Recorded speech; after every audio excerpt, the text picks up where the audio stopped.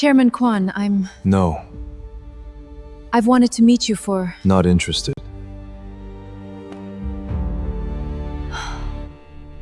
My father is Chairman Park. You can stop there. Chairman Kwan, perhaps we could have dinner. I'm not looking for anyone. The first woman Kwon Tae-jin rejected that week left his penthouse restaurant crying. The second left furious. The third told her friends she had never wanted him anyway. Nobody believed her. For 7 years, Seoul had treated Tae-jin's refusal to date like a mystery. Heiresses had tried. Actresses had tried. Politicians had arranged private dinners. Families with enough money to buy entire neighborhoods had offered daughters, partnerships, influence, and connections. Tae-jin rejected every one of them. No scandals, no secret girlfriends, no late-night photographs, nothing. So when his security chief leaned toward him during yet another unwanted dinner and whispered, "She's downstairs," Tae-jin stopped breathing. Across the table, a hotel heiress was still talking. He never heard another word. "What did you say?" Min-sok lowered his voice. "Liana Brooks. She's asking for access to the old Boston archive." A champagne glass slipped from Tae-jin's fingers. It did not break, but the room went silent.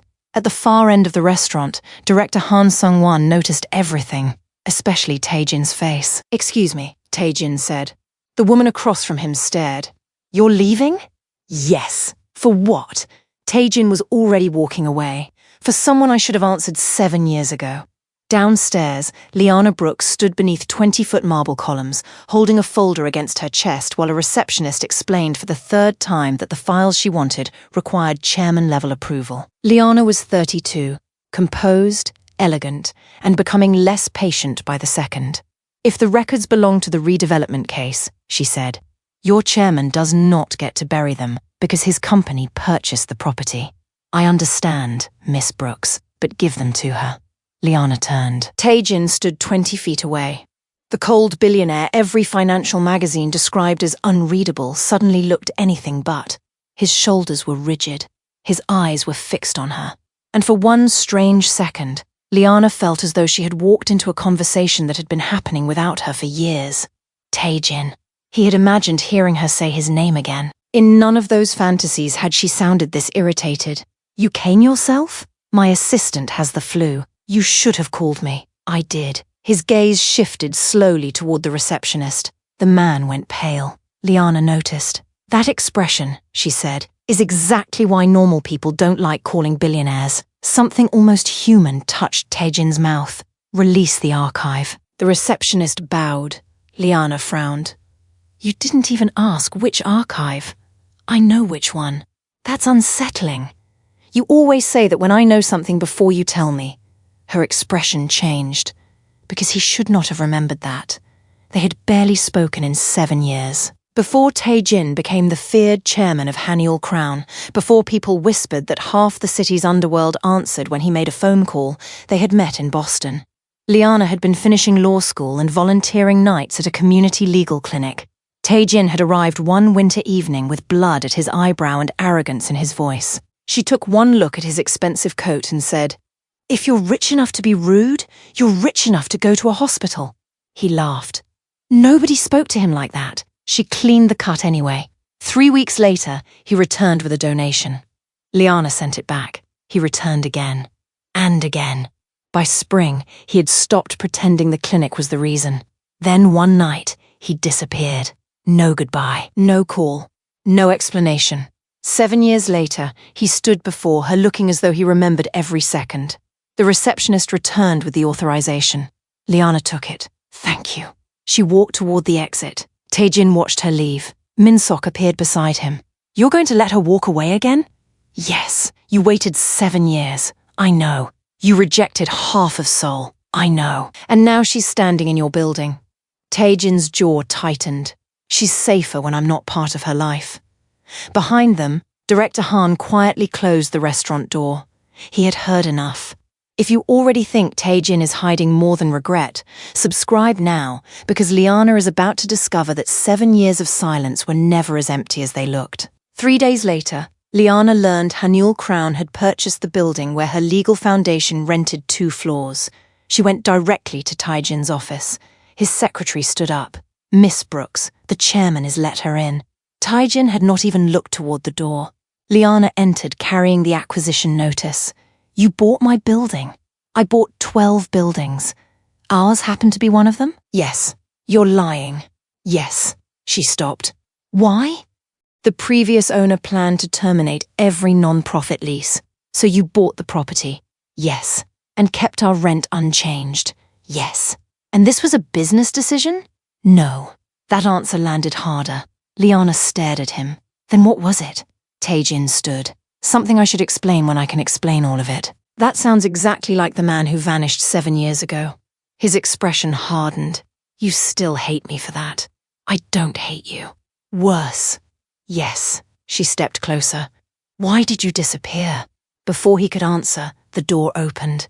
Madame Kwon entered without knocking. Tae-jin's aunt was one of the few people alive who treated his office like her own living room. Her eyes moved to Liana, then softened. So. Tae-jin went still. Aunt, this is her. Liana looked between them. This is who? Madame Kwon ignored the question. You're prettier than the photograph. Silence. Liana slowly turned toward Tae-jin. What photograph? Aunt. Madame Kwon smiled. The one he kept from Boston. Liana's face changed. You kept my photograph? Tae-jin said nothing. For 7 years? Yes. Why? The coldest man in Seoul looked trapped. Before he could answer, his phone vibrated. Min-sok. Tae-jin answered. What happened? He listened. Everything in his face vanished. Lock the archive server. Liana's irritation disappeared. What is it? Tae-jin ended the call. Someone accessed my Boston files. What files? He looked at her. Private ones. That night, an anonymous account sent photographs and documents to 3 gossip reporters. Not everything was published, only enough to create questions. A Boston clinic donation made through an intermediary. A photograph of Liana asleep over a casebook, Tae-jin's coat over her shoulders. A property acquisition near her office. A hotel booking in Singapore on the same week Liana attended a legal conference there. The story practically wrote itself. The billionaire's secret woman. The lawyer he never forgot. 7 years of silent obsession. Liana stared at the screenshots in her apartment until anger replaced shock. She called him. Come here. Tae-jin arrived 17 minutes later. No entourage, no explanation. She held up her phone. You knew I was in Singapore. Yes. You knew our foundation moved offices. Yes. You knew when I returned to Boston for my professor's funeral. His pause answered. Liana put the phone down. This isn't romantic. I know. It's disturbing. I know. Then explain it. Tae-jin remained standing. Every year I told myself I would contact you, but you didn't. No. So instead you watched my life from a distance. I made sure you were safe. You made sure? Her voice sharpened. Do you hear yourself? He did not defend himself. You wanted access to my life without giving me access to yours. The words hit. Liana stepped back. You disappeared, then spent 7 years deciding what I needed without asking me. I had reasons. Then give me one. Tae-jin reached inside his coat. For a moment, she thought he was reaching for his phone. Instead, he placed an old photograph on the table. Liana froze. It showed her leaving the Boston clinic 7 years earlier. Across her face, someone had drawn a red circle. On the back were 6 typed words. Next time, she pays for you. Liana looked up. Tae-jin's voice was quiet. My father was murdered 2 days before that arrived. The room changed. I was ordered back to Seoul that night. You thought they would hurt me. I knew they would. Why didn't you tell me? I was 27 and terrified that if you knew, you would refuse to leave me. You were right. I know. So you decided for me. Yes. There was no pride in it. Only regret. Liana sat down. For 7 years, she had imagined hundreds of explanations. Another woman. Family pressure. Cowardice. Boredom. Never this. And yet the truth did not erase what he had done. You should have trusted me. I know. You protected me by taking away my choice. Yes. A knock sounded. Min-sok entered. We found who accessed the archive. Tae-jin looked up. Who? Min-sok hesitated. Someone from Director Han's office. Liana remembered the older man she had seen watching her in the penthouse restaurant. Who is Han? Tae-jin's expression darkened. A man who has spent 7 years trying to arrange my marriage. Director Han did not deny the breach. He denied ordering it. For 12 hours, Haniel Crown's lawyers argued over access logs, media payments, and internal passwords. Then the scandal moved outside the company. Reporters gathered at Liana's foundation. By noon, one board member suggested she stay home until the attention passed. Liana refused. She walked through the front entrance. Questions came immediately. Were you secretly involved with Chairman Kwon? Did he fund your career? Did you receive money from him? Are you the reason he rejected every woman for 7 years? That question stopped her. A black sedan pulled to the curb. Tae-jin stepped out. The reporters surged toward him. He walked directly to Liana. Get in the car, he said. No. His jaw tightened. I can handle this. I know. Then don't rescue me. I'm not. Why are you here? Tae-jin looked at the cameras. To answer for what I did. The questions shifted toward him. Chairman Kwon, did Miss Brooks receive money from you? No. Were you secretly dating? No. Did she know you were monitoring her? No. Then why keep records about her for 7 years? Tae-jin looked at Liana. For 1 second, she thought he would finally say it. He didn't. That answer belongs to her before it belongs to you. The reporters erupted. Liana stared at him, not because he had answered, because for the first time, he had chosen not to decide what she should hear in public. That afternoon, Min-sok delivered the evidence they needed. Director Han had not merely leaked the archive, he had spent months preparing to use Liana. Years earlier, Han had supported the old belief that Tae-jin's future wife should strengthen the Kwon Empire. Every woman Tae-jin rejected became another insult. Then Han discovered Liana. A weakness. A woman without political power. A woman outside their world. A woman Tae-jin could not publicly acknowledge without revealing how deeply someone might affect him. The leak was designed to force a choice. Abandon her publicly. Or expose himself. Was Tae-jin's 7-year silence protection or control? Tell me what you think, because Liana's answer is what changes the rest of this story. The following evening, Haniel Crown held its annual shareholder reception at the Grand Celestine Hotel. Director Han arrived smiling. He expected Tae-jin to appear alone. Liana arrived first, not as Tae-jin's guest, as counsel for her foundation. Han intercepted her near the ballroom entrance. You should leave before this becomes embarrassing. Liana looked at him. For whom? You think he will destroy his reputation for you? I didn't ask him to. You don't understand men like Tae-jin. No, she smiled slightly. I understand one man named Tae-jin. Han leaned closer. He rejected women for 7 years because loving anyone makes him weak. Liana's expression hardened. No. Across the ballroom, Tae-jin had seen her. Everyone saw what happened to him. The conversation he was having stopped mattering. The people around him disappeared. His eyes locked onto Liana. She continued speaking to Han. He rejected them because he was afraid of what choosing someone might cost. Han scoffed. That sounds like weakness. It was. Tae-jin reached them. Liana turned. His face changed when she said, and fear doesn't become noble just because the person feeling it is powerful. Han smiled, sensing division, but Liana continued. He was wrong. Tae-jin said quietly, I know. He didn't trust me. I know. He decided what I could survive. Yes. And if I forgive him, it won't be because he's rich enough to make his mistakes disappear. Tae-jin looked directly at her. I don't want them to disappear. That silenced her. I want to answer for them. Before anyone could speak, Min-sok approached the independent board chair and handed over a single folder. No long explanation. No speeches. Just proof. Payments from Han's personal company to the media broker. Messages authorizing the archive breach. And one line that ended everything. If Brooks becomes public, he will either abandon her or lose control. The board chair looked at Han. Security moved in. Han's smile vanished. As they escorted him toward the doors, he twisted around. You think this changes anything? He still hasn't told you why every woman failed. Liana looked at Tae-jin. The ballroom went quiet. Tae-jin could have answered. Instead, he said, not here. Liana understood. He was waiting for her choice. She walked toward the terrace. Tae-jin followed. Outside, the city glowed beneath late afternoon light. For a long moment, they said nothing. Then Liana turned. "You didn't have to come to the foundation today.